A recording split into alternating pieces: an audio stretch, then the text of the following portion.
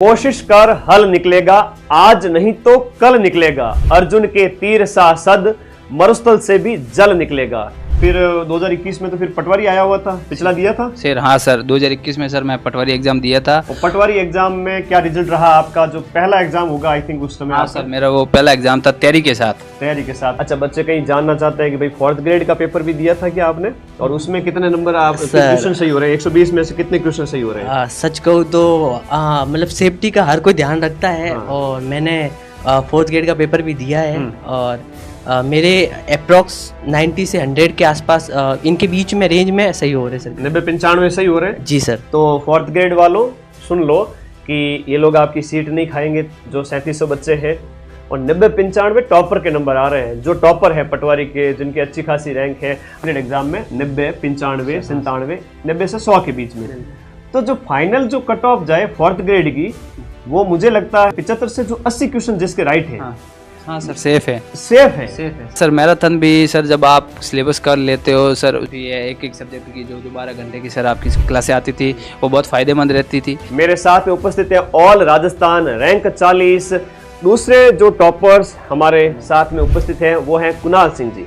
अर्जुन के तीर सा सद, मरुस्थल से भी जल निकलेगा। इस कोटेशन को जीवंत करने वाले हमारे सामने दो प्रिय टॉपर्स उपस्थित हैं। आप में से ही 2 विद्यार्थी जो डीवी करवाने आए और सीधा स्टूडियो पहुंच गए। सेमिनार का इंतजार किए बिना कि गुरुजी आपसे मिलना है। आज इनके इंटरव्यू से आपको रूबरू कराऊंगा और आपको बड़ा मोटिवेशन मिलेगा इनसे। मेरे साथ में उपस्थित है ऑल राजस्थान रैंक 40 अपने पृथ्वी सिंह जी, शिलोर गांव बालोतरा से। पहले इनका सम्मान करते हैं माल्यार्पण से। और दूसरे जो टॉपर्स हमारे साथ में उपस्थित हैं वो हैं कुणाल सिंह जी। कुणाल सिंह जी वाण गांव सिरोही से हैं और आपकी ऑल राजस्थान जो रैंक है वो 573 है। तो आपका बहुत बहुत धन्यवाद स्टूडियो पर। आप सभी का कॉन्ग्रेचुलेसन आप सभी को कि भाई आपकी ये जो सफलता है इन विद्यार्थियों को मोटिवेट करेगी और आप इसी तरह उत्तरोत्तर जीवन में प्रगति करते रहे, आगे बढ़ते रहे। आपकी इस जर्नी से बच्चों को लाभ मिले। मेरा पहला क्वेश्चन पृथ्वी सिंह जी से है कि आपने जो प्रिपरेशन स्टार्ट की, कब से स्टार्ट की और कौन कौन से एग्जाम दिए और कौन कौन सी असफलताएं आपको मिली? पढ़ाई के लिए 2021 में सूरतगढ़ गया था सर तैयारी करने के लिए। और वहीं से फिर 2021 में तो फिर पटवारी आया हुआ था, पिछला दिया था सर। हाँ सर, 2021 में सर मैं पटवारी एग्जाम दिया था। और पटवारी एग्जाम में क्या रिजल्ट रहा आपका? जो पहला एग्जाम होगा आई थिंक उस समय। हाँ सर, मेरा वो पहला एग्जाम था तैयारी के साथ में पहला एग्जाम दिया था। और उसमें क्या रिजल्ट रहा आपका? सर उसमें हो नहीं पाया था फाइनल, 20 नंबर से रह गया था। देखो 20 नंबर के मार्जिन से ये रह गए थे। तैयारी थोड़ी सी कम रह गई थी। तैयारी तो की थी, कितने महीने की तैयारी की थी उस समय? वो 4-5 महीने की तैयारी थी। 4-5 महीने की तैयारी में भी अच्छा रिजल्ट रहा। और उस पटवारी रिजल्ट के बाद में कौन से एग्जाम दिया आपने? पटवारी के जस्ट उस समय सर RS प्री की वैकेंसी आई हुई थी 2021 वाली, वो दिया था सर, उसमें भी नहीं हो पाया था। तो प्री में भी असफल हो गए थे। और उसके बाद के एग्जाम्स का क्रम क्या रहा? सर उसके बाद मैंने फिर अच्छी तैयारी के साथ वीडियो दिया था 2022 में, और उसमें सर थोड़ा 2 गुना हुआ था मेरा। अच्छा। उसमें सर फाइनल सिलेक्शन में मैं 2.5-3 नंबर से रह गया था। देखो बच्चों, क्या होता है कि देखो हम पृथ्वी सिंह जी से देखें तो इनका जो उदाहरण देखें आप, शुरू में ही जब ये तैयारी के लिए गए थे 4-5 महीने पढ़े तो पटवार की कट ऑफ उस समय आई थिंक 225 रही थी। तो आपके जो मार्क्स है वो 200 क्रॉस हुए थे। उसके बाद में इनका जैसे तैयारी का रिदम बना रहा, तैयारी छोड़ी नहीं।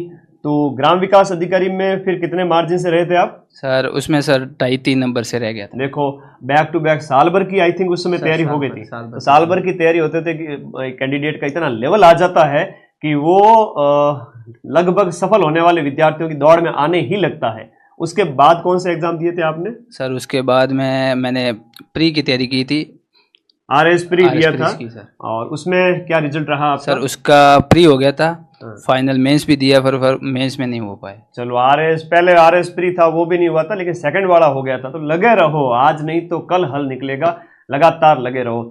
और फिर उसके बाद में CET वगैरह के भी एग्जाम सर? हाँ CET के दिए थे, क्योंकि ये सर पटवारी और वीडियो के एग्जाम के लिए जरूरी था। ये पोस्ट है CET ग्रेजुएशन लेवल की थी। और अपनी दिए थे। अपनी इस एग्जाम की अगर हम बात करें तो CET ग्रेजुएशन से लेकर अभी तक लगभग 1.5 साल निकल गया। तो बार CET भी पढ़ा, फिर पटवारी पोस्टपोन्ड भी हुआ, फिर वापस से अगस्त में पेपर दिया। इस दौरान आपकी जर्नी कैसी रही सक्सेस की, वो बता दीजिए कि भाई 0 लेवल से उस समय आपने फिर कैसे स्टार्ट किया पटवारी को। सर देखो तैयारी, ये जो पटवारी अभी 25 वाला एग्ज़ाम दिया, काफ़ी टाइम हो गया सर, 21 से तैयारी कर रहे हैं, कंटिन्यूटी है। और तो सर ज़्यादा इसमें दिक्कत आई नहीं, 4-6 महीने की तैयारी थी ये अच्छी।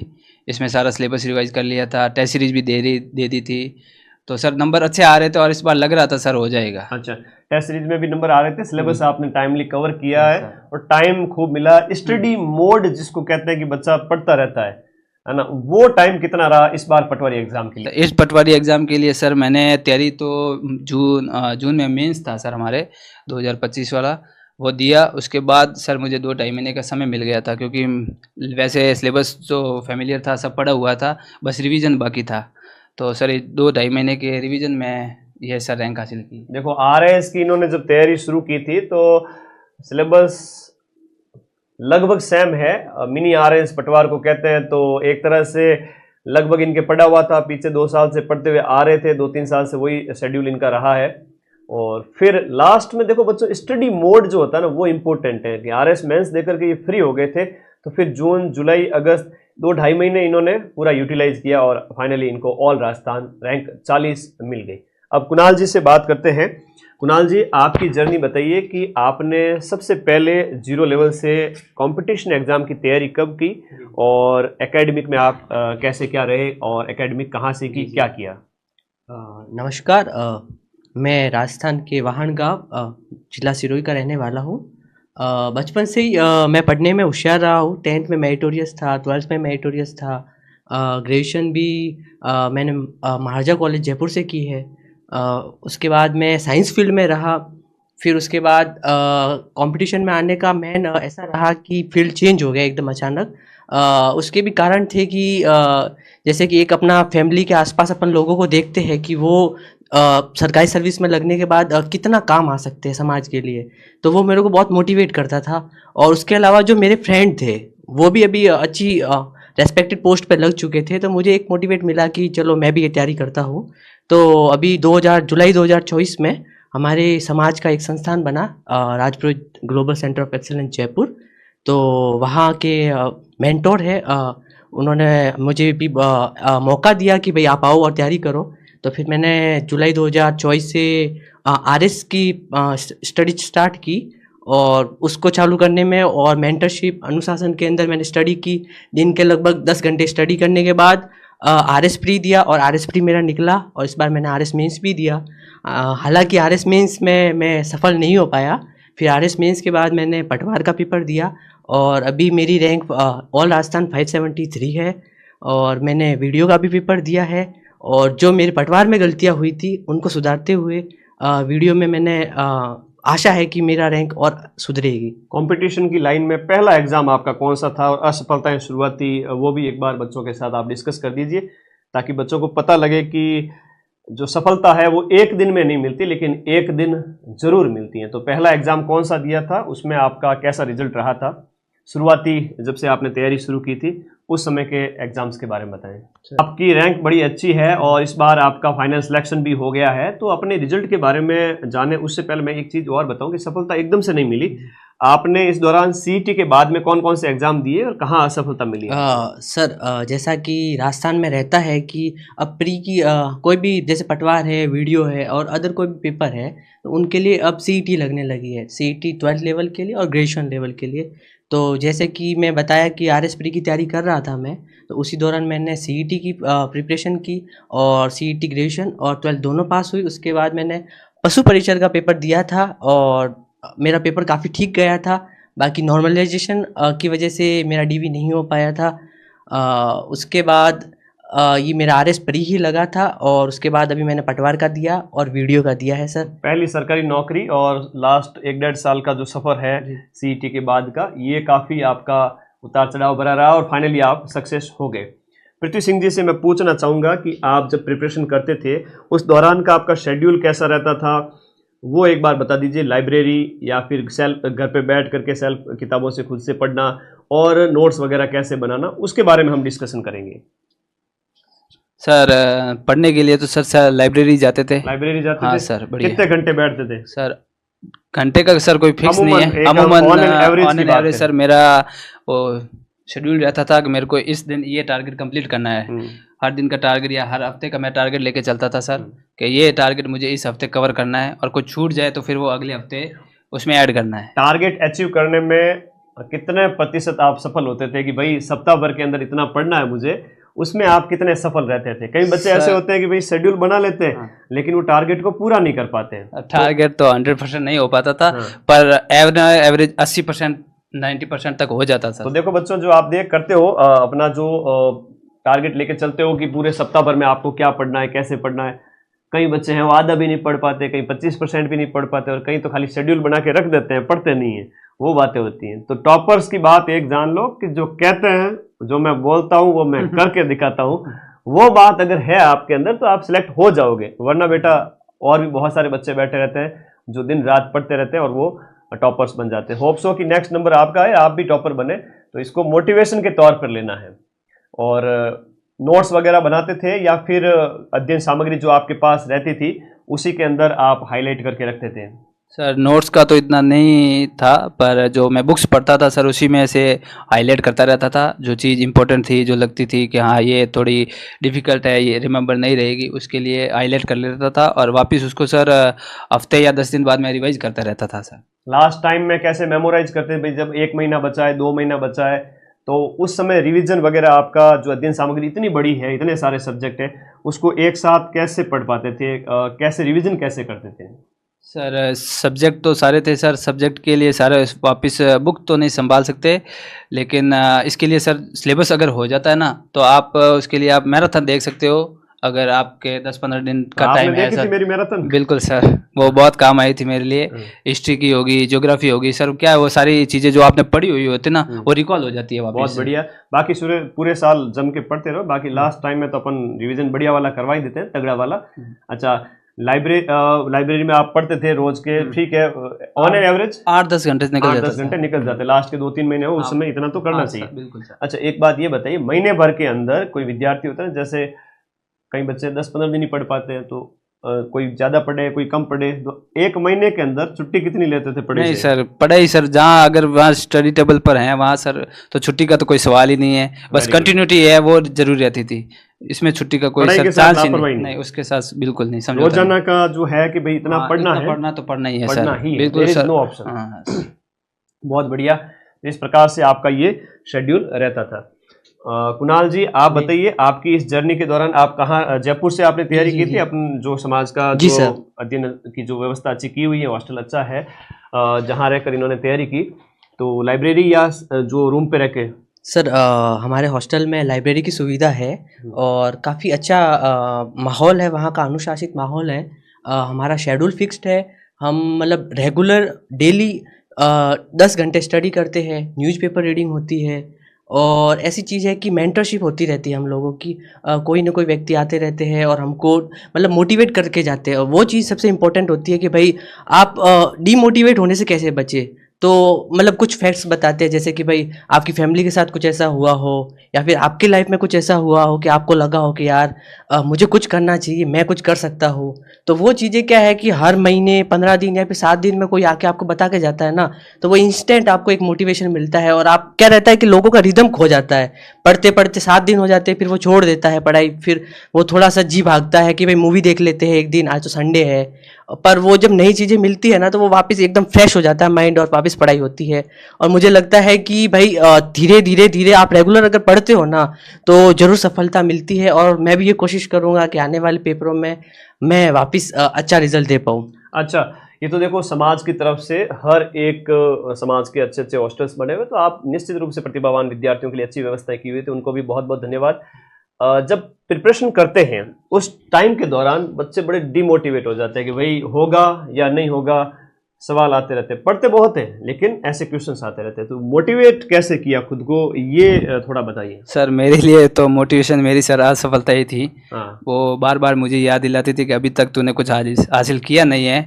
तो सर उसी वो असफलताओं ने मुझे लगाए रखा कि बस अब नहीं तो इस बार तो जरूर होगा। बहुत बढ़िया बात। जब उसूलों पे आए तो टकराना जरूरी है और जिंदा हो तो जिंदा नजर आना जरूरी है। आज ये सफल हैं इसलिए यहाँ खड़े हैं, वरना कौन पृथ्वी कौन कुणाल मैं नहीं जान पाता, या इनके जो फ्रेंड सर्कल है वो भी उनको जो आज इतनी इज्जत दे रहे हैं कि भाई तो पटवारी बन गया, कोई पूछता नहीं, बन गए इसलिए वैल्यू बन जाती है। तो अपनी वैल्यू बनाने के लिए पढ़ना है, राइट। यस। ये अपना वजूद अपना अस्तित्व वो बार बार ट्रिगर करता है आपको, यार लाइफ में कुछ करना है तो उसके लिए रोजाना पढ़ना है ना, आलस नहीं करना है। तो ये बहुत बढ़िया है कि भाई अपने आप को मोटिवेट रखने के लिए सेल्फ मोटिवेशन बहुत जरूरी है। एक प्रश्न ये कि जब आप पढ़ते हो उस दौरान जो आपके टेस्ट वगैरह है वो कब लगाएं, सिलेबस कब कितना मतलब एग्जाम डेट को देखते हुए कैसे क्या कवर करें, और एक दिन में कितने क्या सब्जेक्ट पढ़ें? सर जैसा मैं अपना निजी बताऊंगा, सबसे इम्पोर्टेंट होता है कि आप कौन सा पेपर दे रहे हो उसका सिलेबस क्या है। तो हमको भी ऐसा बताया गया कि भाई स्टार्टिंग में था तो मुझे नॉलेज नहीं था कि भाई एक्चुअल में राजस्थान के पेपर में कैसे कवर करना है, क्या सिलेबस पढ़ना है। तो क्या अपन अदर बहुत सारी किताबें ले आए, उनको पढ़ने लगे, ये भी पढ़ रहे ये भी पढ़ रहे। हमारे पास मतलब कुछ स्पेशल चीज़ नहीं होती कि भाई यहाँ पढ़ने से अपन को यहाँ बेनिफिट रहेगा। फिर धीरे धीरे ये सब चीज़ें छट गई और मेरे पास एक स्पेसिफिक हो गया है कि भाई ये कंटेंट पढ़ेंगे और जरूर इसमें से जरूर पेपर मिलेगा ही मिलेगा आपको। वैसे किताबें कोई बुरी नहीं होती, कंटेंट कोई बुरा नहीं होता, एक कंटेंट पे फोकस रखो।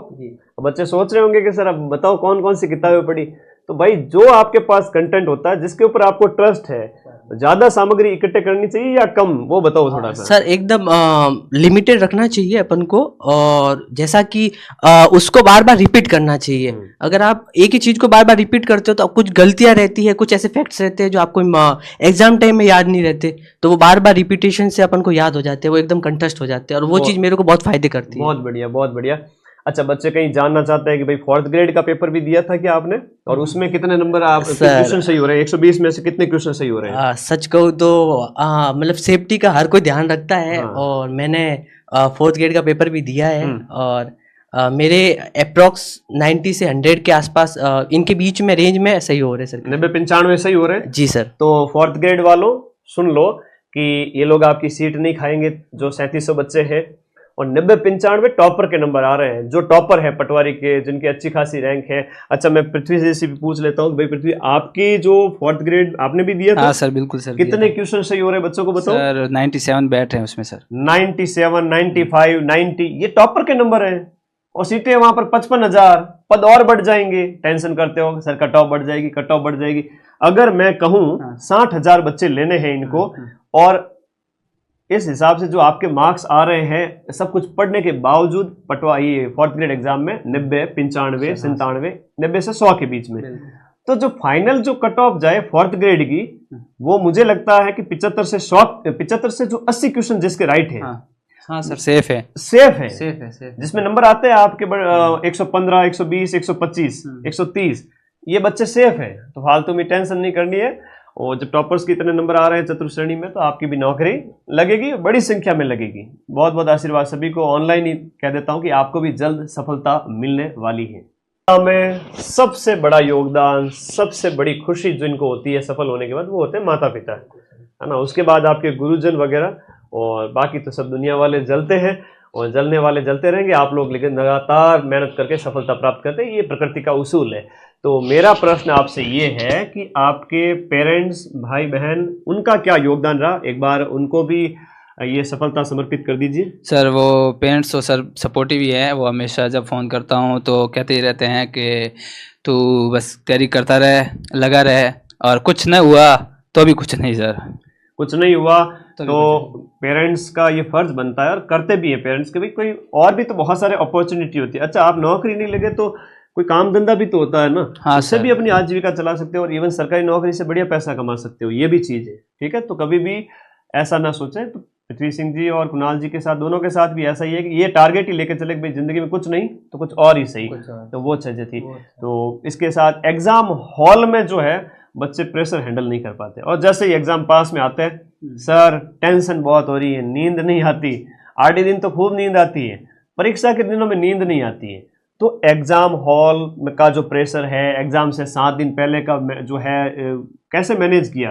सर एग्जाम हॉल के लिए प्रेशर, वो तो सर उसके लिए मैंने टेस्ट सीरीज ज्वाइन कर रखी थी। टेस्ट दिए हुए थे तो कोई क्योंकि टेंशन नहीं? बहुत जब से तैयारी शुरू की है ना, तब से टेस्ट सीरीज तो कंटिन्यू रही है। जब भी जो कोई भी वैकेंसी है तो उसकी अगर तैयारी कर रहा हूँ तो टेस्ट सीरीज तो जो हफ्ते या 15 दिन के होता था वो ज्वाइन ही रहती थी। और टेस्ट सीरीज सर ये फ़ायदा रहता था, जो मैं पढ़ रहा हूँ हफ्ते दर हफ्ते या महीने में जो मैंने पढ़ा है सर, वो मेरा सेल्फ इवेल्यूशन हो जाता था बहुत कि बढ़िया। मैं जो पढ़ा है उसमें भी मैं गलतियाँ कर रहा हूँ या नहीं कर रहा हूँ। पटवारी के लिए कितने क्या टेस्ट दे दिए? सिलेबस पूरा होने के बाद में दिए या नहीं बाद? नहीं सर, सिलेबस तो कभी होता ही नहीं है कंप्लीट। तो जैसे जैसे सिलेबस हो गया, जैसे जैसे सिलेबस सेक्शनल होता टेस्ट जाता जारी है रहे। और शेड्यूल वाइज जो टेस्ट होते थे वो शेड्यूल नहीं फॉलो करो तो भी चल जाता है, पर जो आप पढ़ के जाओ ना उसमें से आपके गलत नहीं होने चाहिए, बस ये आप ध्यान रखो थोड़ा। ऑनलाइन बच्चे अगर कोई टेस्ट प्रैक्टिस करे तो घर पे OMR से कर सकते हैं? हाँ बिल्कुल सर, बिल्कुल सर कर सकते हैं। माइंड में आपके टेस्ट भी दिए थे आपने? हाँ सर, फिर उसके एक ऑफलाइन और ऑनलाइन में ये फ़र्क आ जाता है कि आप डिसिप्लिन नहीं हो पाते, वो एग्जाम हॉल का वो सर माहौल नहीं बन पाता है। OMR से टेस्ट लगा सकते हैं? लगा सकते हैं, बिल्कुल लगा सकते हैं सर। ऑफलाइन के अलावा सर आपने जो टेलीग्राम पे कुछ टेस्ट मिल जाते हैं लास्ट टाइम में जो कंप्लीट सिलेबस के होते हैं अच्छा। सर, वो भी दिए थे, वो भी ट्राई किए थे। OMR शीट मिल जाती हैं और 3 घंटे का टाइमर लगा के वो सेल्फ बहुत अपनी पूरी ईमानदारी के साथ कि हाँ। कुणाल जी, जो है टेस्ट पेपर का कैसा क्या शेड्यूल रहता था, और जहां आप रहते थे हॉस्टल की सुविधा थी तो वहां पर रेगुलर टेस्ट होते थे? सर हर संडे को हमारे वहाँ टेस्ट होता था 3 घंटे का, बाकायदा OMR फिल करवाई जाती थी और प्रॉपर शेड्यूल के अकॉर्डिंग टेस्ट होता था हमारे। और टेस्ट होने के बाद उसका रिजल्ट भी जारी करके हम लोगों को वापस उसका एनालिसिस भी किया जाता था कि भाई मैंने ये पढ़ा है टॉपिक और इस टॉपिक में से मेरे ये क्वेश्चन गलत हुआ है तो हाँ, और उसका जब आंसर की होती है ना तो हम लोगों को आंसर की भी वो चेक करते थे कि भाई ये क्वेश्चन है, इसमें ये तो क्वेश्चन पूछा है, बाकी इन ऑप्शन से भी ये क्वेश्चन आ रखा था। तो ये चीज़ है ना, जब पेपर हार्ड आता है अपन बोलते हैं कि पेपर हार्ड आया, तो उस समय अपन ये ऑप्शन भी पढ़ा रखा होता है तो ये हमारे काम आ जाता है। तो मैंने रेगुलर टेस्ट दिया है और मेरा मानना है कि भाई टेस्ट का बहुत बड़ा रोल होता है और बहुत ज़्यादा काम आता है वो। बहुत बढ़िया। ये होता है ना कि भाई अपना मूल्यांकन करने के लिए तो आपको जहाँ से जैसे टेस्ट मिले, जितने टेस्ट मिले ले आइए और प्रिंट निकलवाओ, जैसा हो। ऑनलाइन भी दे रहे हो तो OMR ला के दीजिए और प्रैक्टिस कीजिए। सिलेबस पूरा होने के बाद टेस्ट यूजफुल रहता है, उसके बिना तो फिर आएगा ही नहीं, तो लिखोगे क्या? इसलिए सिलेबस पूरा करो और साथ साथ में जो टॉपिक पूरे हो रहे हैं उसके टेस्ट लगाओ, राइट। एक एग्जाम हॉल के अंदर 3 घंटे जब बच्चा बैठता है वो पूरे साल की 300 दिन को झोंक देता है। तो पेपर कैसे अटेम्प्ट करते थे? पूरे जो पटवार के 150 क्वेश्चंस आपने अटेम्प्ट किए या कोई भी एग्जाम बच्चा दे रहा है तो वो कैसे पेपर को कैसे अटेम्प्ट करे सर? वो पेपर तो सर पेपर तो अटेंड करने का सर वो जो एक्सपीरियंस था, वो जो टेस्ट सीरीज थी ना सर, बार बार नेट प्रैक्टिस से ये भी होता है। तो बिल्कुल सर, टेस्ट प्रैक्टिस किए हुए हैं। हाँ। एग्जाम हॉल में कोई डर नहीं है, कोई टेंशन नहीं है, ये रहता है। जो एग्ज़ाम अगर क्वेश्चन पेपर है तो टफ या इजी या उसका तो वो सर जब आप पेपर देते हो देखते हो तो आपको पता चल जाता है। बस ठीक है, वो एक्यूरेसी और वो सर टेस्ट सीरीज से आ जाती है सर। बहुत बढ़िया, बहुत बढ़िया। ये इस तरह से हमेशा रहता है। पटवारी में कितने मार्क्स आए ये एक? सर मेरे पटवारी में सर 266 266 मार्क्स आफ्टर नॉर्मलाइजेशन। 269 थे। 269 से 3 नंबर घट करके 266 नंबर हो गए। लेकिन कहते हैं कि मतलब जो ऑल राजस्थान रैंक 273 से 4 नंबर कम थे आपके, और फिर नॉर्मलाइजेशन की वजह से थोड़े 3 नंबर और कम हो गए। तो एक तरह से ऑल राजस्थान रैंक 1 और रैंक 50 में आने के 50 में फासला इतना ही है, 6-7 नंबर का। हालांकि लास्ट में पॉइंट पे फासला होता है कि भाई हर एक पॉइंट पे हजारों बच्चे होते हैं, लेकिन शुरुआती जो टॉपर होते हैं उनमें थोड़ा सा फासला ज़्यादा होता है। ये इस प्रकार से आपके कितने मार्क्स रहे थे कुणाल जी पटवारी के एग्जाम के अंदर? सर विदाउट नॉर्मलाइजेशन मेरे 256 थे और 3 नंबर नॉर्मलाइजेशन में कट के अभी 253 है, 253। देखो 500-1000 बच्चों के बीच में 10 नंबर के अंदर अंदर 1000 बच्चे निवड़ जाते हैं, तो बच्चों कंपटीशन बड़ा टफ होता है और उसके लायक अपने आप को बनाने के लिए लगातार प्रयास करना है, सिलेबस कवर करना है। सिलेबस 100% की ओर नहीं जाना। चलो टॉपर्स की जुबानी बता देते, कितना सिलेबस कवर किया था आपने? सर एक्चुअल में ये तो है कि सिलेबस कंप्लीट करने में बहुत टाइम लगता है। जब आप पढ़ते हो, रेगुलर टेस्ट देते हो तो लगता रहता है। बाकी मेनली जो इम्पोर्टेंट टॉपिक्स रहते हैं और जो मैराथन वगैरह लगती है तो उसमें अपन जितना पढ़ रखे ना पूरा रिवाइज हो जाता है। तो मैं मेनली ये करता था कि जितना हो सके उतना कवर करने की कोशिश करता था। गणित कैसी रही? आप एमएससी से सर रहे? मैं एक्चुअल में साइंस बैकग्राउंड से हूँ और मैथ भी अच्छी थी, तो मेरी मैथ काफ़ी फायदे में रही। थोड़ा जीके मेरे ऐसे डाउन है तो उसकी बहुत बढ़िया, आप दोनों को बहुत बहुत शुभकामनाएं अपनी पहली नौकरी की। ये आप दोनों की पहली नौकरी रही। Yes sir. और आप लोगों को बहुत बहुत बधाई। आपके चेहरे पे और जो मुस्कान है, जो चमक है, वो रिजल्ट के साथ देखने लायक है, देखते ही बनती है। और ऐसी मुस्कान, ऐसी चमक आपके चेहरे पर भी हो। एक अंतिम बात, एक अंतिम प्रश्न मेरा आप सभी से, एक मोटिवेशन लाइन या एक ऐसा एक आचरण, एक ऐसा जो है ना, कहते हैं ना खुद का सिद्धांत, कि सर ये हमने पूरी प्रिपरेशन की जर्नी में पिछले 3-4 साल से फॉलो कर रखा था, वो बात आपकी कौन सी है जो आपके माइंड में आ रही है कि सर इसने मुझे बड़ा मोटिवेट किया था कि ये होगा तो ही सफलता होगी? वो लाइन कौन सी है, बता दीजिए। सर मोटिवेशन के लिए तो सर त्याग, मेरे लिए तो वही था, समर्पण, त्याग, dedication। डेडिकेशन, बस दौड़ वही दौड़न था। घर नहीं जानो। नहीं सर, दौड़ना घर तो सर क्या है कि जब काफ़ी टाइम हो जाता तो वो घर वाले बुला लेते कि आजा काफ़ी टाइम हो गया है, पर कोई बिना बात के सर ऐसे कि आज कुछ नहीं है, फ्री बैठे हैं तो घर चले, वैकेंसी नहीं है तो घर चले जाते हैं, वो वैसा नहीं था। और सोशल मीडिया वगैरह सर दूर ही रहा, उसमें कोई इतना इंटरेस्ट लिया नहीं। और सर बिना त्याग तो सफलता नहीं है। तो व्हाट्सएप और इंस्टाग्राम में तो रील नहीं आवे सर, जो बच्चा नहीं सर। स्क्रॉल करता रहे, टाइम बीत नहीं, जावे, ये नहीं। आज की यूथ की जनरेशन की बड़ी भयंकर आदत पड़ी हुई है जो कि खराब है। इसमें कितना टाइम वेस्ट होता था सर आपका? बहुत बहुत, वो क्या है कि सर एक बार शुरू हो जाए तो फिर ख़त्म ही नहीं होती आपकी है। तो ऐसी कोई आदत नहीं थी ना? नहीं, ऐसी कोई आदत नहीं थी सर। और कहीं एग्ज़ाम के दौरान सर कहीं कोई दोस्त या फ्रेंड कहीं शादी हो गई तो सर वो भी बहुत मिस किए। अभी वो टॉट मारते तो आप तो आए थे ना सर, बोलना पड़ता हाँ मैं नहीं आया, मुझे पता है।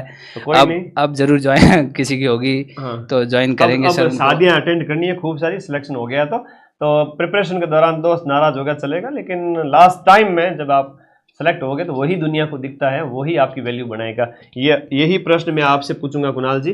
तो अपना ऐसे कोई मोटिवेशन लाइन जो आपको बड़ा मोटिवेट करती हो, ऐसा कोई कोटेशन? जैसा कि सर आप ही कहते हो कि मरे बिना स्वर्ग नहीं मिलता। मरिया को नहीं स्वर्ग मिले, खुद ने मरना पड़े। हाँ सर, तो बहुत मतलब बढ़िया। यही है कि बिना सफलता चाहिए तो आपको मेहनत करनी ही पड़ेगी। इंग्लिश में भी बोलते हैं कि hard work can beat talent. आदमी चाहे कितना ही टैलेंटेड हो, अगर कठिन मेहनत करने वाला कोई व्यक्ति है ना तो वो जरूर सफल होता है। तो बस यही है कि आपको मेहनत करनी पड़ेगी तो सफलता जरूर मिलेगी। और मैं आपको सबको यही करना चाहूँगा कि आप अच्छे से मेहनत करें और आपको जरूर सफलता मिलेगी।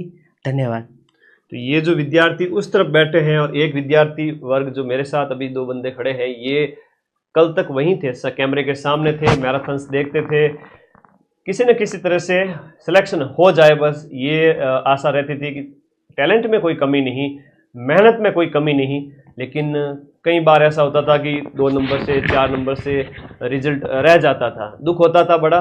और आज ये आपके सामने सफल है। होप्स हो कि बहुत जल्द आपको ऐसी सक्सेस मिले और आप भी सफल होकर हमारे यहाँ पहुँचे। अभी पटवार का जो फाइनल सेमिनार होगा उस समय भी आप सभी के सामने उसको रिकॉर्डेड वीडियो अपलोड किया जाएगा, जहां हजारों की संख्या में विद्यार्थी उपस्थित होंगे। ये जो बच्चे सामने आपको देख रहे हैं, कल तक आप लोग भी सामने थे, आज आप लोग सिलेक्ट हो गए हो।